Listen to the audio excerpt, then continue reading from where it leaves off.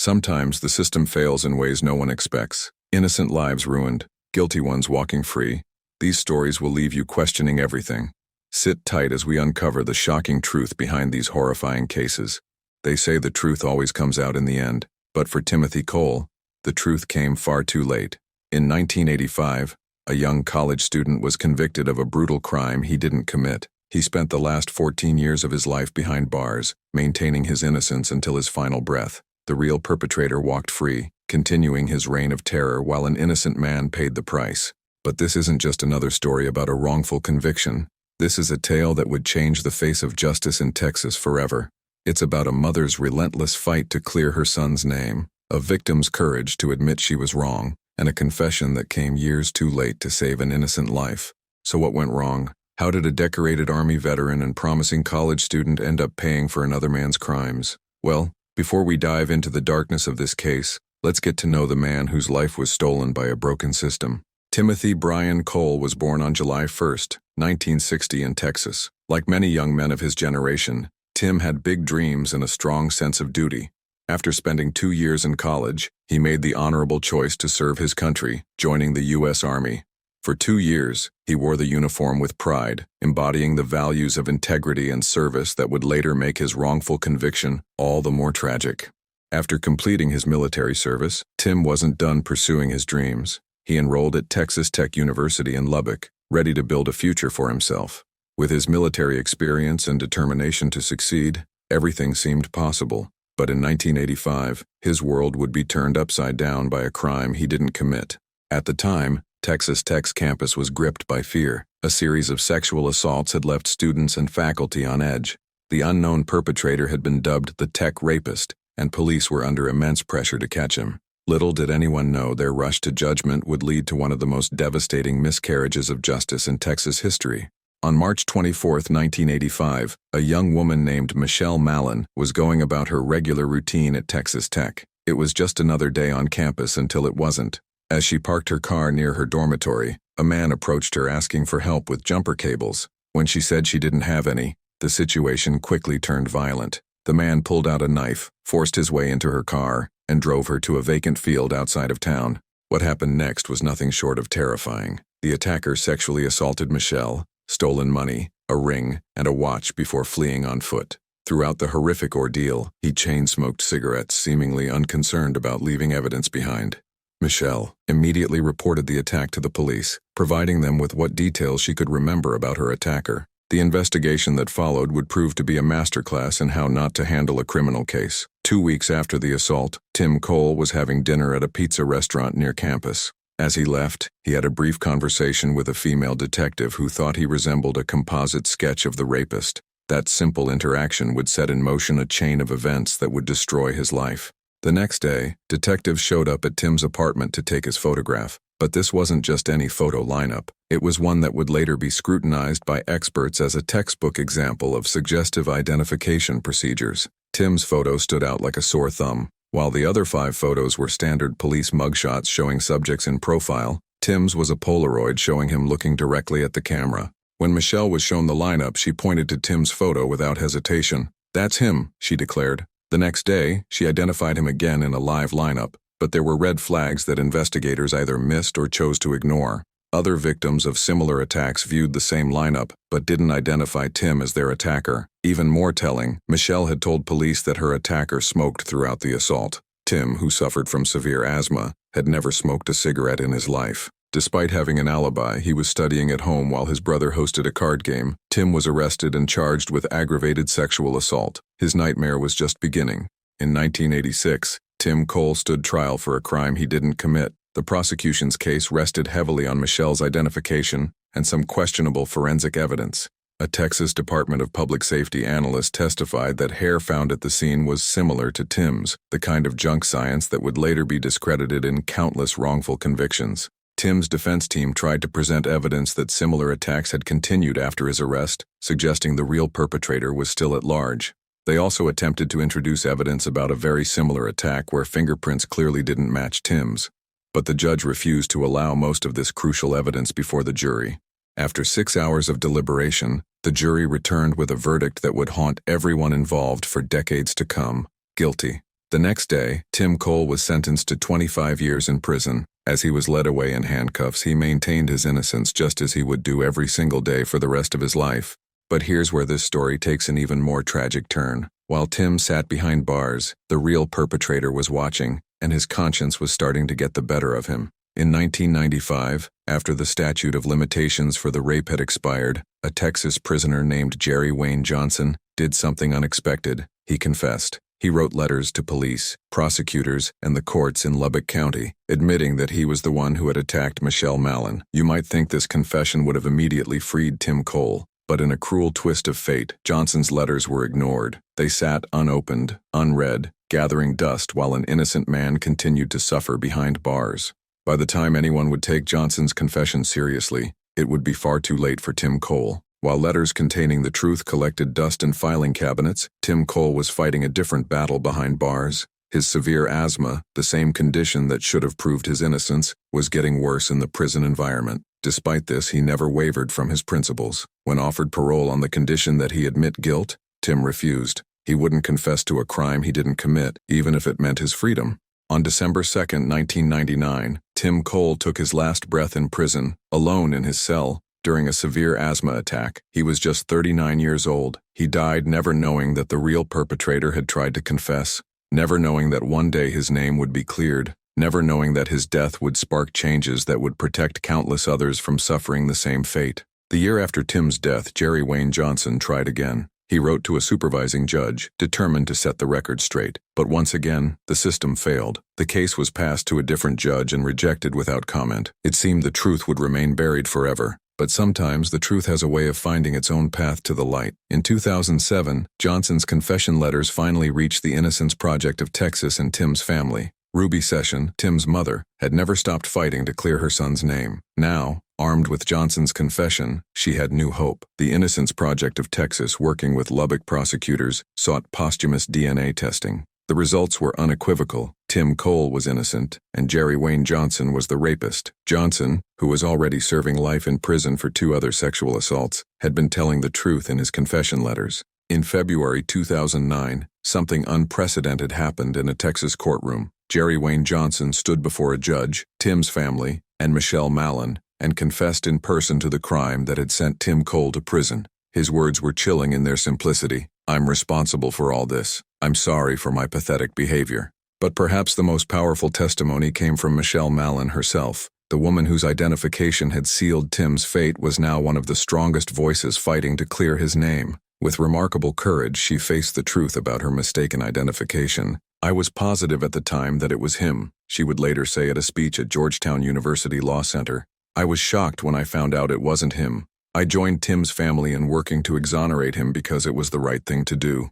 Timothy didn't deserve what he got." Michelle's bravery in admitting her mistake and working to right this wrong would prove crucial in changing how eyewitness identifications are handled in Texas. Her story became a powerful testament to the fallibility of eyewitness testimony and the need for reform in the criminal justice system. On April 7, 2009, in an unprecedented move, a Texas judge officially exonerated Tim Cole. It was the first posthumous DNA exoneration in Texas history. But the fight wasn't over. Texas Governor Rick Perry was moved by Tim's case but faced a legal dilemma. No Texas governor had ever granted a posthumous pardon. There was question whether he even had the authority to do so. But on March 1, 2010, after receiving clearance from the Texas Attorney General, Governor Perry made history. He granted Tim Cole the first posthumous pardon in Texas history. Standing alongside Tim's family, Perry spoke words that were long overdue.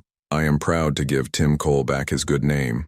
Tim Cole's tragic story could have ended there, but his family was determined that his death would mean something more. They fought for changes in Texas law that would protect others from suffering the same fate. Their efforts led to the Timothy Cole Act, which made Texas's wrongful conviction compensation the most comprehensive in the nation. The act provided $80,000 per year of wrongful imprisonment, plus lifetime annuity payments, free college tuition, and other benefits. For the first time, it also included provisions for families of exonerees who died behind bars. Since the act became law, Texas has paid nearly $100 million in compensation to wrongfully convicted individuals. But the changes didn't stop there.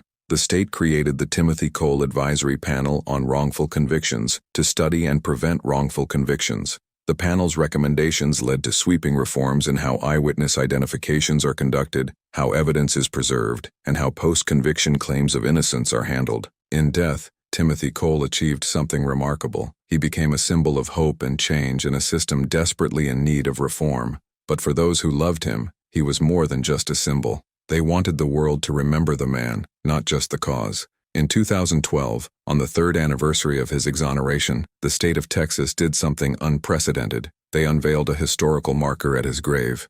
But perhaps the most powerful tribute came in 2014, when the city of Lubbock, the very place where Tim had been wrongfully convicted, erected a statue in his honor. This wasn't just any memorial. It was the first statue in the United States dedicated to a wrongfully convicted person. Standing 19 feet tall, the bronze and granite monument depicts Tim in his youth, forever frozen in time, gazing toward the Texas Tech University Law School. The location was deliberately chosen. Every day, future lawyers and judges would walk past Tim's statue, a permanent reminder of the heavy responsibility they carry in the pursuit of justice. The statue's creator, Eddie Dixon, captured Tim in a moment of quiet dignity, wearing the kind of gentle expression his family remembered so well.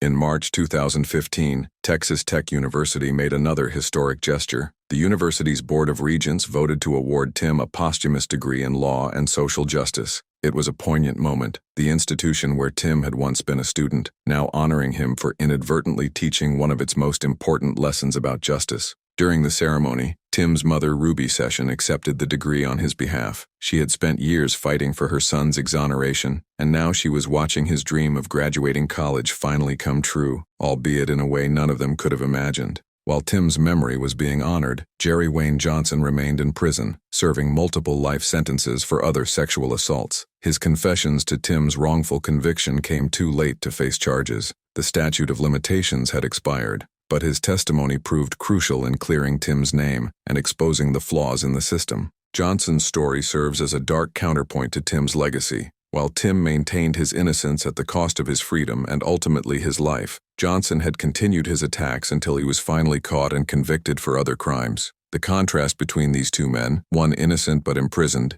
the other guilty but free during those crucial years, highlights the tragic consequences when justice fails. Today, the Timothy Cole legacy continues to shape the criminal justice system in Texas and beyond. The reforms sparked by his case have led to numerous other exonerations and prevented countless wrongful convictions. But perhaps more importantly, his story has changed how we think about criminal justice reform. The Timothy Cole Act has provided a model for other states in how to compensate the wrongfully convicted. It recognizes that no amount of money can truly compensate for lost years, but it attempts to provide meaningful support for rebuilding shattered lives. Since its passage, Texas has emerged as a surprising leader in criminal justice reform, with both conservative and liberal lawmakers citing Tim's case as a catalyst for change. Tim's case highlighted several critical issues in the criminal justice system that continue to resonate today. The problems with eyewitness identification, the reliability of forensic evidence, the importance of preserving DNA evidence, and the need for meaningful review of post-conviction claims of innocence. All these issues came together in Tim's case. But perhaps the most powerful lesson came from Michelle Mallon, the victim who had mistakenly identified Tim.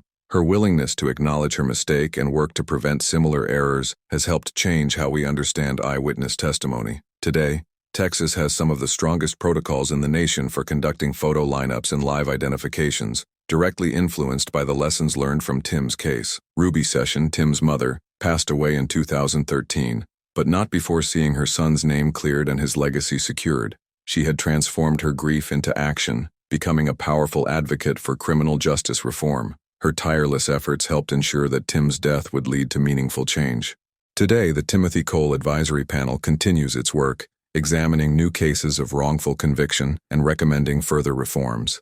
Each time another innocent person is exonerated in Texas, Tim's name is invoked, a reminder of both how far we've come and how far we still have to go. Timothy Cole's story forces us to confront uncomfortable truths about our justice system. It reminds us that behind every wrongful conviction is a real person, someone's son, someone's brother, someone's friend. But it also shows us that change is possible, that even the darkest injustice can lead to positive reform. I'd love to hear your thoughts on this case. Do you think the reforms that came from Tim's case go far enough? What more could be done to prevent wrongful convictions? Share your opinions in the comments below. And if you want to help spread awareness about cases like Tim's, don't forget to like this video and subscribe to the channel. Your support helps us continue telling these important stories. Remember, as Tim Cole showed us, sometimes the greatest courage lies not in admitting guilt, but in maintaining innocence in the face of overwhelming pressure to confess. His legacy lives on in every person freed by the reforms that bear his name, and in every future injustice prevented by the lessons learned from his case. If you thought that was shocking, wait until you hear about the Pizza Hut murder. Trust is fragile. One moment you're living your life surrounded by family and love. The next, everything shatters. For the Chatman family of Bucyrus, Ohio, that trust was violated on a cold February night in 1994, a night that would leave 3 people dead, 3 others fighting for their lives, and a community forever changed. But here's the thing. What if the man convicted of this horrific crime didn't do it? What if the justice system got it wrong? This isn't just another true crime story. This is a tale of tragedy, questionable evidence, and a fight for truth that spanned almost 3 decades. Before we dive into this dark chapter of Ohio history, let me warn you, the details of this case are disturbing. But it's a story that needs to be told, because somewhere between the official narrative and claims of innocence lies a truth that's been buried for far too long. Life in Bucyrus, Ohio was simple but good for the Chatman family. Marichelle Chatman, a vibrant 24-year-old mother, lived at the Bucyrus Estates apartments with her 4-year-old daughter, Markay. Like any mother, Marichelle's world revolved around her little girl. She had dreams, hopes, and a future ahead of her. Her aunt, Linda Chatman, 39, was a constant presence in their lives, offering support and love that only family can provide.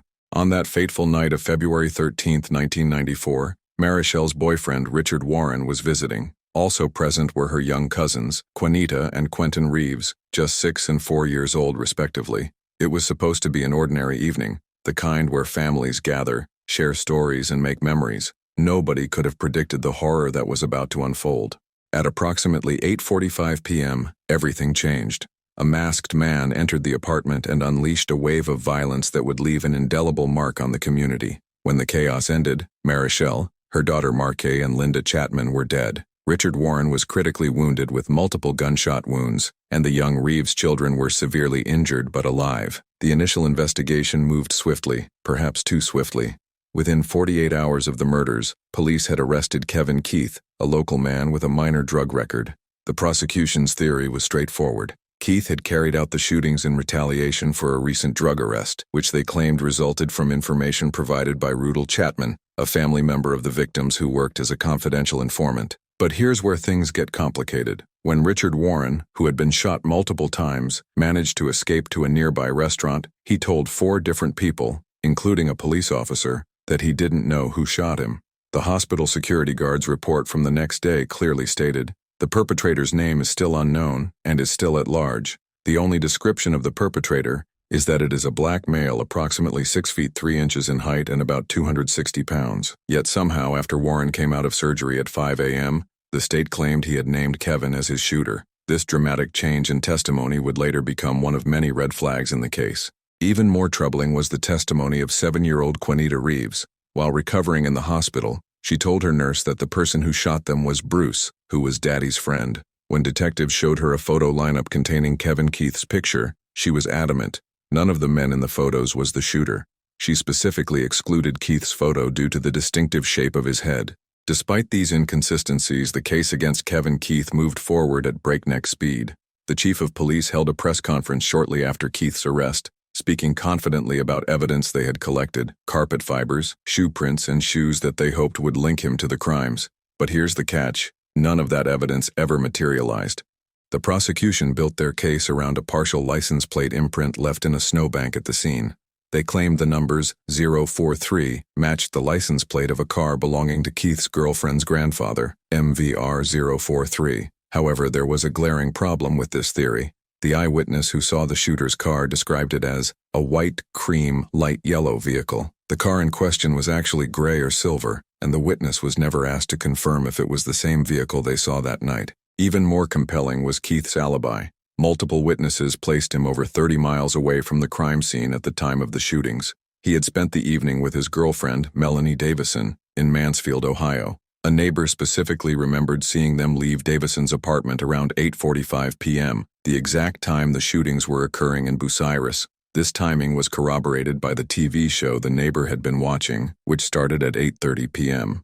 But none of these contradictions seemed to matter. Within 3.5 months of the crimes, Kevin Keith was convicted and sentenced to death. The speed of the process was stunning, especially considering the gravity of the charges and the questions surrounding the evidence. When Kevin Keith's trial began on May 10, 1994, the deck already seemed stacked against him. His court-appointed attorney, James Banks, had never handled a capital murder case before. It's the kind of detail that might make you raise an eyebrow. After all, when your life is literally on the line, shouldn't you have someone with experience defending you? But here's where things get even more troubling. Remember those alibi witnesses we mentioned earlier? They all testified that Keith was miles away when the shootings occurred. His girlfriend, Melanie Davison, provided a detailed account of their evening together. She even described watching from her kitchen window as police arrested a drunk driver, specifically remembering it was police car number 10. Years later, a police report would surface confirming every detail of her story. The prosecution's case hinged largely on one piece of forensic evidence, that license plate imprint in the snow. Their star witness was G. Michelle Yezzo, a forensic analyst from the Bureau of Criminal Identification and Investigation.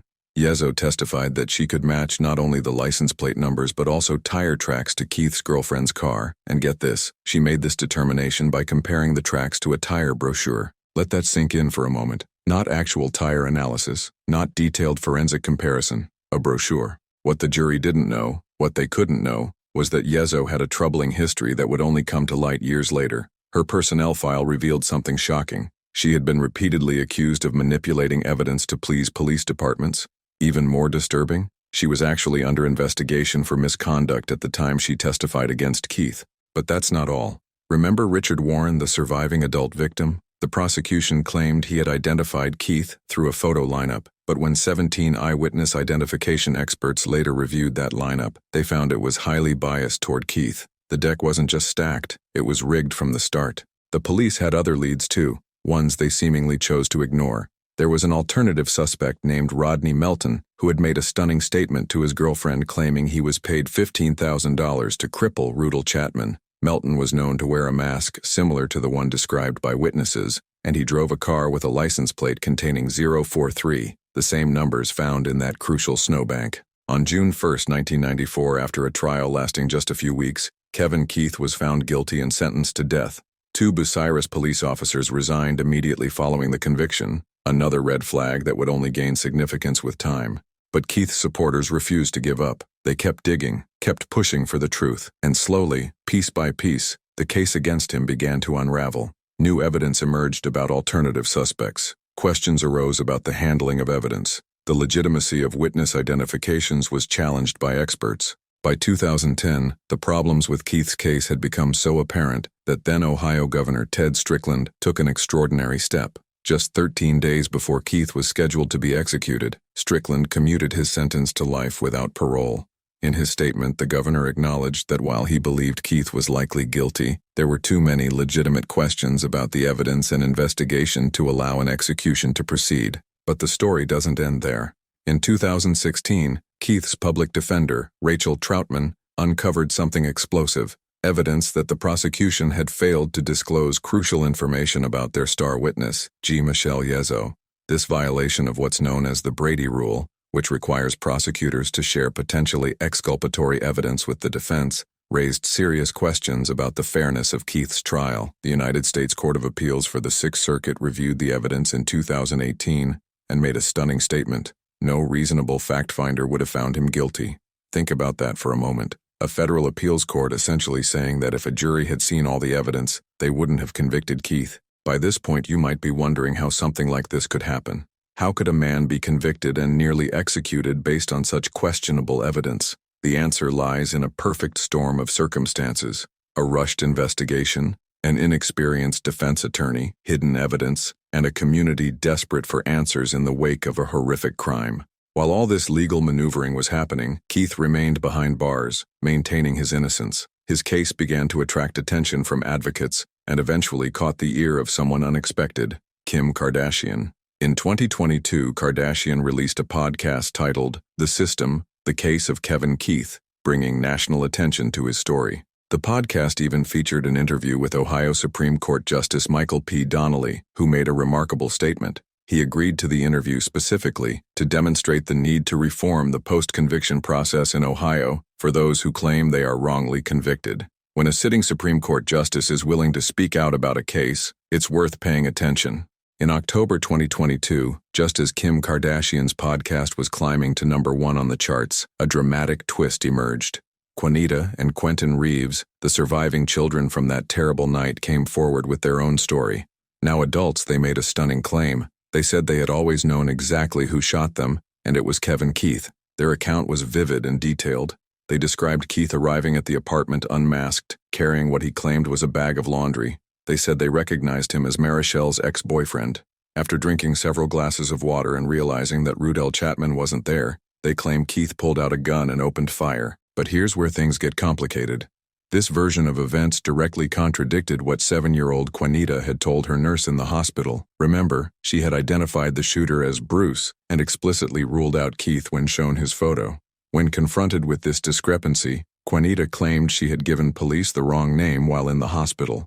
By 2023, Keith's case had reached the 6th Circuit Court of Appeals. Their decision, released on August 15, 2023, revealed just how complex this case had become.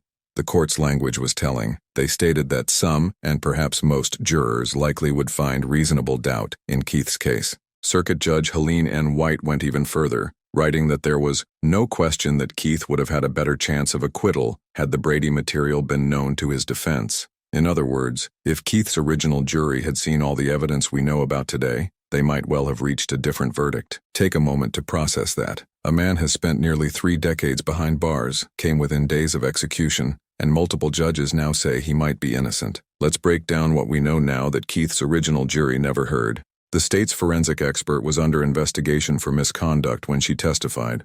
Police dispatch logs contradicted the official story about how Keith became a suspect.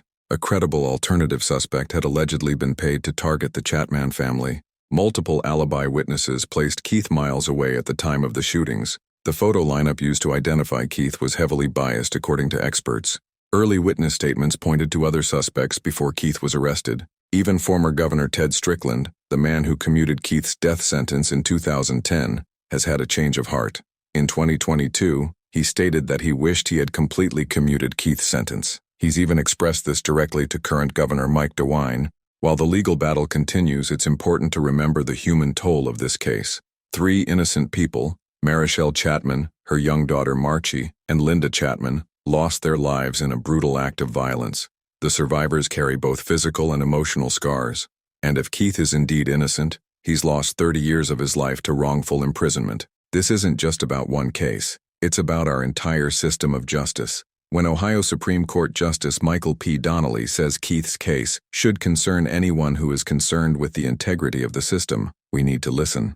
Today, Kevin Keith remains in Marion Correctional Institution, still fighting to prove his innocence. His supporters continue to push for a full review of his case, arguing that the mounting evidence of problems with his conviction demands a new trial. Cases like Kevin Keith's force us to confront uncomfortable questions about our justice system. How many other cases might have hidden Brady violations? How many other forensic experts might have been compromising evidence? How many other rushed trials might have sent innocent people to prison? Now I want to hear from you. After learning all the details of this case, what do you think? Should Kevin Keith get a new trial? Is there enough doubt about his guilt to justify his release? Or do you find the survivor's testimony more convincing? Now for our final case, the Central Park Jogger case, 1989. They were animals. A wolf pack. They should be executed. These were the words splashed across newspapers in 1989, condemning 5 teenage boys to a fate they didn't deserve. But here's the thing about justice. Sometimes it takes decades to find the truth, and when it does, it reveals something far more terrifying than any sensationalized headline. On April 19, 1989, in the heart of New York City, a young woman went for a jog in Central Park. By the next morning, she was fighting for her life in a hospital bed, and 5 young boys found themselves at the center of what the media dubbed the crime of the century. But what happened that night wasn't just about a horrific attack. It was about how quickly fear and prejudice can destroy innocent lives. The story I'm about to tell you isn't just about a crime. It's about a system that failed, about confessions that weren't what they seemed, and about how the truth can stay buried for 13 long years while innocent teenagers become men behind prison walls. Before we dive into this dark chapter of American justice, let me ask you this. What would make you confess to a crime you didn't commit? Because by the end of this video, you'll understand exactly how it happens. And trust me, it's more common than you think. Tricia Mailey was living what many would call the American dream. At 28 years old, she was a successful investment banker at Salomon Brothers, graduated from Yale University, and had a promising future ahead of her. Running was her escape from the high-pressure world of Wall Street, and Central Park was her sanctuary. Like any other evening on April 19, 1989, Tricia set out for her regular run around 9 p.m. The park was quieter at night, and she knew its paths well, but this wouldn't be like any other evening run. What happened in the next hour would shake New York City to its core and set off a chain of events that would expose the darkest sides of our justice system. The next morning at around 1:30 a.m., two people walking through the park made a horrifying discovery. In a wooded area near 102nd Street, they found Tricia's body. She was barely alive, covered in mud and blood, her clothes torn away. The attack was brutal. Her skull had been fractured in 21 places, her left eye was dislodged from its socket, and she'd lost nearly 80% of her blood. The doctors who treated her didn't think she would survive the night, but Tricia was a fighter. She would spend the next 12 days in a coma, and when she finally woke up, she had no memory of what happened to her. The attack had been so severe that she lost not just the memory of that night, but several weeks before and after it. On that same night in another part of Central Park, a group of teenagers had entered the park from East Harlem. Some of them were causing trouble, harassing joggers and cyclists. This is important to remember. Yes, some crimes were being committed, but they were nowhere near where Tricia was attacked. When police began investigating the assault on Tricia, they quickly turned their attention to this group. 5 teenagers were brought in for questioning: Antron McCray, Kevin Richardson, Yusuf Salam, Raymond Santana, and Corey Wise. Their ages ranged from just 14 to 16 years old. What happened next in those interrogation rooms would haunt these boys, their families, and eventually, the entire criminal justice system for decades to come. The detectives questioned them for hours, some for up to 30 hours straight, without lawyers present, without proper food or rest, and in some cases, without their parents. Let me paint you a picture of what these boys faced. Imagine being 14 years old, in a small room with seasoned detectives. You're exhausted, scared, and they're telling you that if you just say what they want to hear, you can go home. They're telling you they have evidence against you. They didn't. They're playing you against your friends, saying the others have already confessed. They hadn't. And remember, these were kids, not hardened criminals. One by one, 4 of the 5 boys cracked under the pressure. They gave videotaped confessions that would later be played at their trials. But here's where things get interesting. And by interesting, I mean disturbing. None of their stories matched. The details of their confessions contradicted each other, and the physical evidence from the crime scene. It was as if they were describing different crimes entirely. And there was something else, something that should have stopped this case in its tracks right then and there. The police had recovered DNA evidence from the victim, semen that could identify the actual attacker. When they tested it against all 5 boys, none of them matched. Not a single one. But here's where this story takes an even darker turn. While these 5 teenagers were still being questioned, the New York media machine kicked into high gear. The press didn't wait for facts, they wanted blood. Headlines screamed about wilding, a term the police claimed the boys used, but was actually a complete misunderstanding of teenagers talking about doing the wild thing, referencing a popular song. And then came the full-page newspaper ads. On May 1st, 1989, real estate developer Donald Trump spent $85,000 to place ads in all 4 of New York's major newspapers. The headline read, "Bring back the death penalty. Bring back our police." Let me read you a portion of that ad. "I want to hate these muggers and murderers. They should be forced to suffer. Yes, Mayor Koch, I want to hate these murderers, and I always will. How can our great society tolerate the continued brutalization of its citizens by crazed misfits?" Remember, at this point, these were just teenage boys who hadn't even gone to trial yet. But the damage was done. The media had painted them as wolf packs, wilding teenagers, and super predators. In the public's mind, they were already guilty. The prosecution decided to split the trials into 2 groups. The first trial would include Antron McCray, Yusuf Salam, and Raymond Santana. The second would handle Kevin Richardson and Corey Wise. But here's what's crucial to understand. The prosecution's entire case rested on those contradictory confessions. There was no physical evidence linking any of the boys to the crime. None. Let's break down just how problematic these confessions were. One boy said the attack happened on a road. Another said it was in the grass. The descriptions of what each person supposedly did contradicted each other. None of them accurately described the victim's injuries or clothing.